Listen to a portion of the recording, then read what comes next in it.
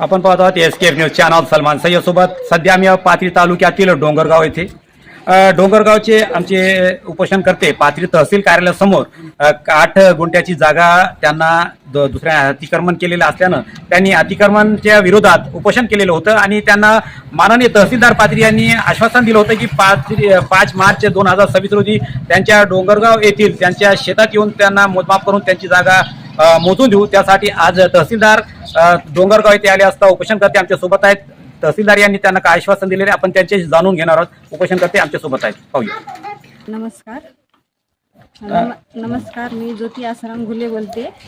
मी उपोषणला बसले होते पाथरी तहसीलदार समोर. तर तहसीलदारांनी म्हणजे मला 5 तारखेचा टाईम दिला. 5 तारखेपर्यंत तुम्हाला तुमची जमीन देऊ असं म्हणले होते.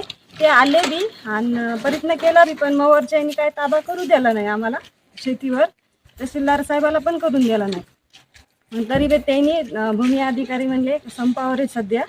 भूमी अधिकारी आल्याच्या बाद तुमचे ताबा करून देण्याचा प्रयत्न करू म्हणले आम्ही. आणि त्यांनी जर नाही करून दिला तर मी मोहरी जाणून उपोषण करणार असं मी जसं की तहसीलदार साहेबांनी आपल्याला सांगितलं की भूमी अधिकारी संपावर गेलेले आहे. जर ते संप मिटल्याच्या नंतर ते सुद्धा त्यांचा संप मिटल्याच्या नंतर समजा त्यांनी मोजमाप करून जमीन वगैरे दिली नाही तर पुढचं काय पाऊल असणार आपलं?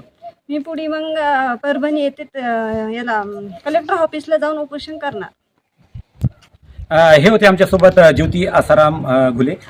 डोंगरगाव येथील त्यांच्याशी जमीनचा वाद सध्या चालू आहे. तहसीलदार यांनी त्या घटनास्थळी भेट दिली असता पण त्यांचं असं म्हणणं आहे की भूमी अभिलेख संपावर असल्यानं त्यांचं मोजमाप करता येणार नाही. संप मिटल्याच्या नंतर त्यांची जमीन त्यांना मोजून देता येईल.